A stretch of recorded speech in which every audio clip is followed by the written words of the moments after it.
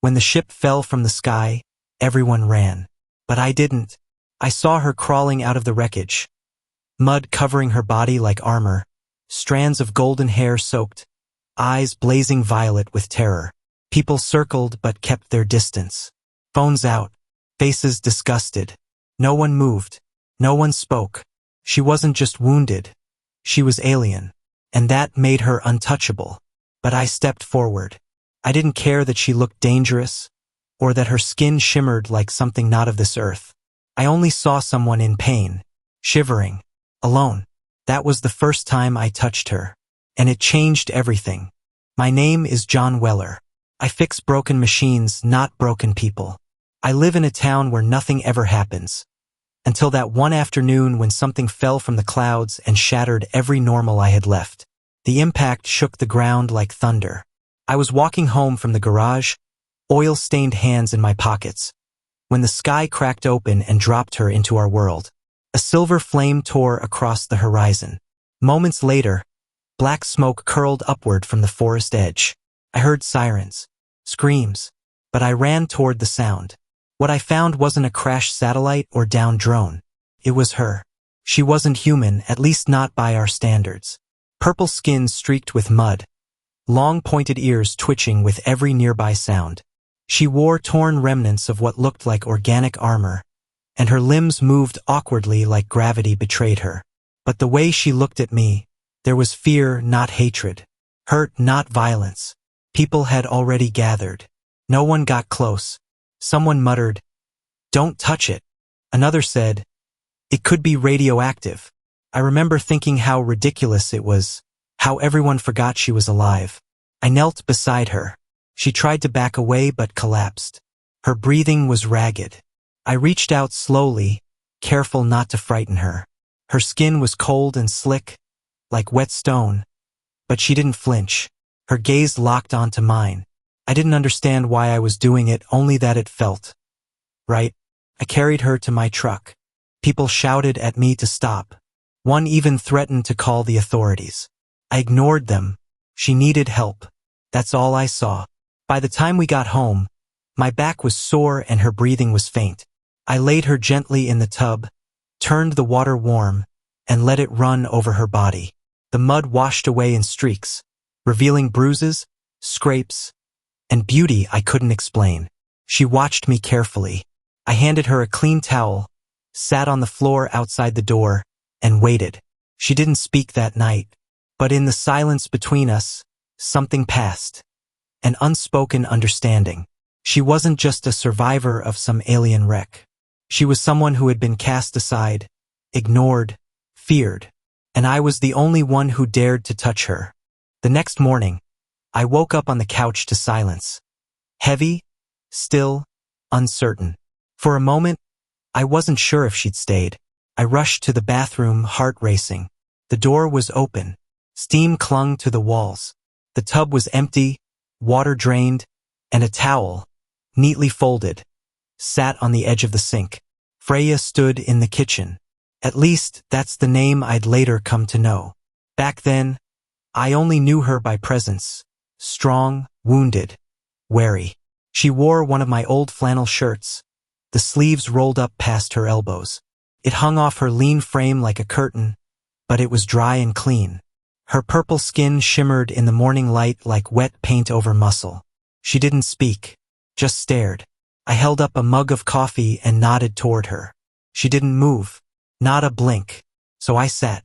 I didn't push, just waited. Eventually, she sat too, mirroring me, unsure, curious. Her eyes scanned every movement, like a soldier in unfamiliar territory. That's when I realized we had no way to speak. No shared language. No translator. No idea how to bridge the gulf between species, culture, or even basic trust. But that didn't stop us. I started with the simplest tool I had, a pencil and a pad. I drew a stick figure, pointed to myself. "John," I said, then pointed to the figure. She watched. I drew another figure, added long hair and pointy ears, pointed at her. She raised an eyebrow, then slowly pointed at the drawing. Her lips moved, hesitant. "Freya," Her voice was barely more than a whisper, like wind slipping through a window crack.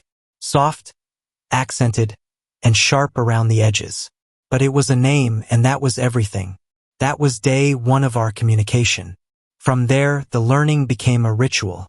I'd draw something: sun, hand, food, pain. She'd either mimic the word or draw her own symbols. Sometimes we'd laugh. Other times she'd frown, frustrated when I didn't understand. But every day we closed the gap. She started mimicking human phrases, repeating things I said under her breath, testing their meaning, feeling the shape of the words on her tongue. One night, after we'd spent hours pointing to stars in a book, she whispered, "Your sky heavy." I didn't understand it at first. Heavy? She nodded. No, a quiet. Your sky is heavy quiet. Then I got it. She meant lonely, silent. Freya came from a place where the stars sang. She once described her homeworld, through broken words and images, as a place where the atmosphere carried emotion like music, where thoughts could be felt through the skin, and skies shimmered with feeling. Earth, in contrast, was muted, cold, dull. "I miss the noise," she whispered once. "But not the voices." I wanted to ask more, but something in her expression stopped me. The scars on her back told their own story, long, thin, healed badly. I never asked how she got them, but I saw her flinch whenever thunder rolled in the distance. Some part of her still lived in fear. Still, she stayed. She cleaned up my garage like it was a laboratory, rearranged tools in strange but efficient patterns, took apart my radio and rebuilt it from memory, tuning it to static frequencies I'd never heard before. She loved electricity, said it made her feel alive again, and slowly, she began trusting me.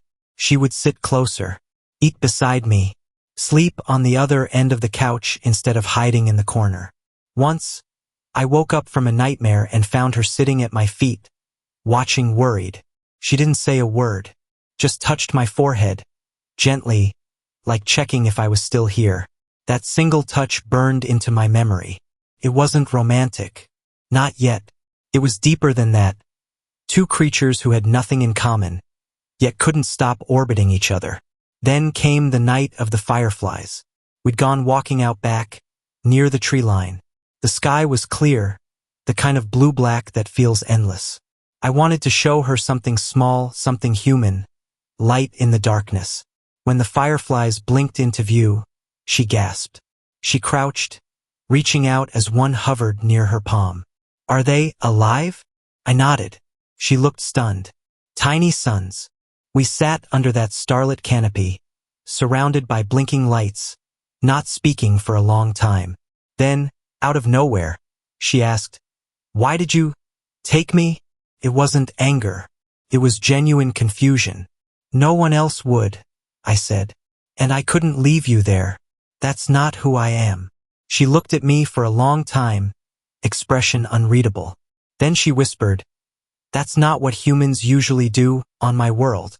That's when I realized Freya had been to Earth before, her species at least, and they hadn't been treated kindly.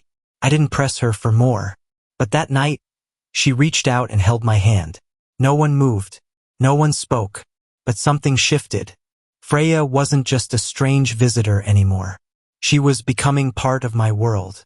And I was becoming part of hers. The peace didn't last. It started subtly.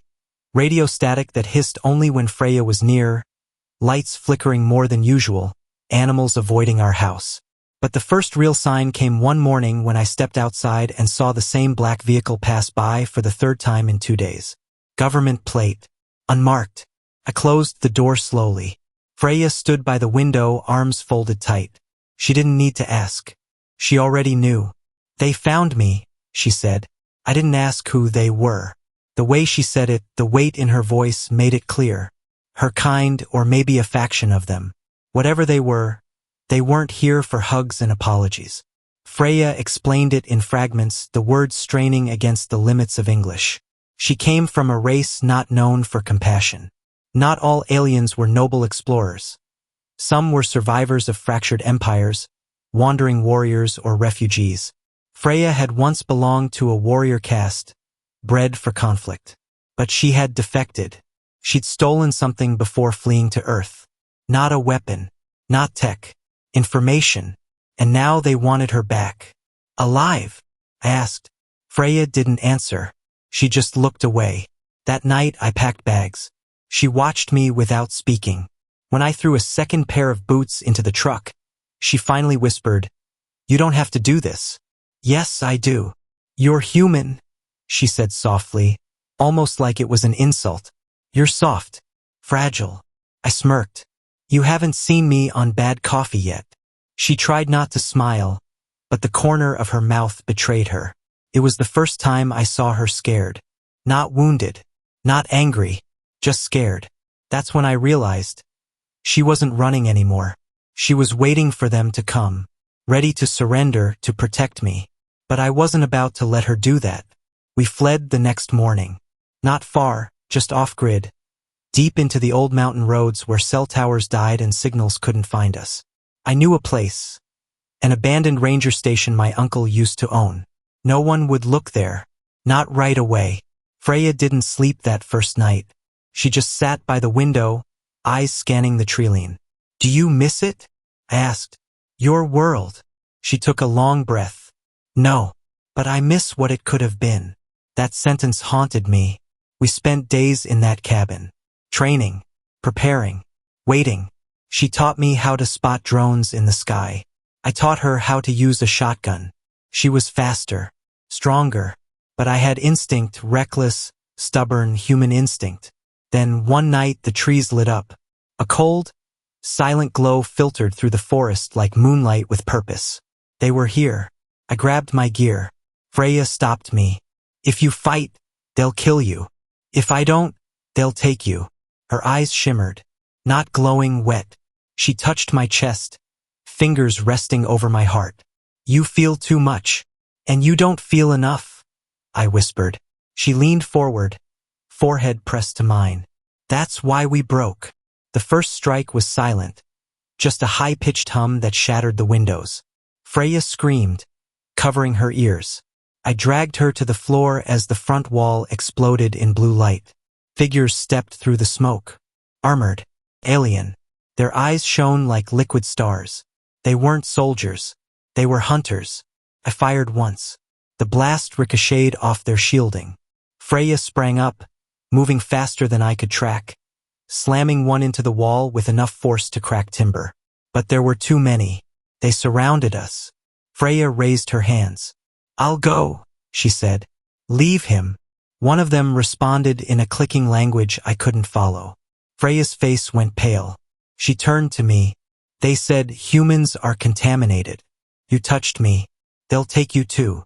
That was when everything I'd feared turned real. I wasn't a bystander anymore. I was a threat to them. And that made me Freya's only equal. I grabbed her hand. "Then we go together." They lunged. The next moments were chaos, screams, blasts of energy, wood catching fire. Freya and I fought like one organism, her strength and my stubborn rage dancing in sync. I didn't care if I died. I wasn't going to let her disappear into a nightmare. Then came the pulse. A final surge of alien light that knocked us both flat. I blinked through darkness, ears ringing. When I woke up, they were gone. Freya was beside me, barely breathing. A small, spherical device glowed in her palm. "Last weapon," she gasped. "Kill's signal. Scramble's trace." "You saved us," I whispered. She shook her head. "No, you did. We left the mountains at dawn. Burned, bruised, exhausted, but alive. We couldn't go back. Not to town. Not to anywhere normal. But that didn't matter. Somewhere in the chaos, our bond had hardened into something unshakable. She wasn't a guest anymore. She was my partner. And I was hers. The world wouldn't understand. But we didn't care. Because now we had something worth fighting for. Together. We couldn't run forever. Freya knew it. I knew it. We moved from one safe house to the next. Abandoned shacks, empty train yards, rural motels where no one asked questions. But no matter where we went, the eyes in the sky followed. Government drones, satellite sweeps, alien sensors. Every step we took felt watched, judged. Still, we moved.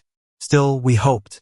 It was during one of those hushed nights in an old desert trailer that we made the decision to stop running, to reveal everything, not just to escape, but to shift the story completely.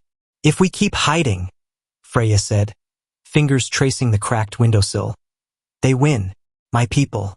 Yours. They both live in fear. Of each other. Of change. You're saying we turn ourselves in? I asked, already knowing the answer. No, she replied. I'm saying we show them what they're too afraid to see. The plan was reckless. But sometimes, reckless is the only thing that makes people pay attention. We returned to the place it all began, the crater in the forest where she first crashed. But this time we came with intention, with proof. Over the last few weeks, Freya had left behind subtle signals, messages embedded in abandoned tech, frequencies no human could detect but her kind could trace. She wasn't just waiting for them now. She was calling them, and they came. But this time they weren't alone, because I had called someone too. A few nights earlier I uploaded everything, photos, sound clips, Freya's story translated in her own voice. I sent it anonymously to journalists, underground forums, anyone crazy enough to believe in aliens. Most laughed, but one didn't. Dr. Clarice Montez, an exobiologist banned from academia for pushing alien empathy theory, showed up in the forest with a camera crew, a translator, and a burning passion for truth. When Freya stepped out of the shadows, the world shifted. The confrontation wasn't peaceful. 2 alien scouts descended first. Same armor, same glare, but slower this time. Cautious. Freya didn't flinch. She stood tall, bruised but unbroken, with me at her side. Dr. Montez raised her hands, speaking into a mic. We come unarmed. We come to learn. The aliens ignored her. One stepped forward, raised a scanner, and pointed it at me. I saw its expression flicker. Confusion? Recognition? It spoke. This time, Freya translated. They say I am corrupted. I broke the order. They want to take me back for cleansing. And me, she swallowed. They want to erase you. I reached for her hand. Then let's give them something they can't erase. The camera broadcasted everything live. The world saw her, not as a monster or threat, but as a being. Someone with pain, with story, with love. The comments section exploded. Debates raged online. Some wanted to capture her. Others called for peace. But the seed had been planted. Then came the final moment. The aliens raised their weapons one last time. Freya stepped forward alone. She raised her voice in her language, a mix of clicks, tones, and words that seemed to shimmer through the trees. It wasn't a plea. It was a challenge. She offered herself freely, if they let me go, if they agreed to leave Earth untouched. They paused. Then one of them, taller, more decorated, removed its mask. It was older, ice-tired, worn by years of war. And then, it knelt. Freya gasped. They accept. But not because of me. Then why? Because of you. That was the moment history split. Earth knew aliens existed. And not just aliens, beings who could change, who could feel, who could choose mercy. Freya wasn't taken. She was allowed to stay. On Earth. With me. In the months that followed, policies changed. Fear didn't vanish overnight, but understanding began. One broadcast. One moment. One voice had cracked open centuries of silence. Freya became a bridge between worlds. And I became something else entirely. Not her savior. Not her captor. But her equal. Some nights, we sit under the stars. Her fingers tangled in mine. Eyes reflecting constellations only she can name. You still feel too much, she teases. And you still feel not enough. She leans closer. Maybe that's why we work. Maybe it is. Maybe that's all we ever needed. 2 creatures who were never meant to meet, rewriting the rules by simply refusing to be enemies. We're not human and alien anymore. We're just us. And that, I think, is how a new world begins.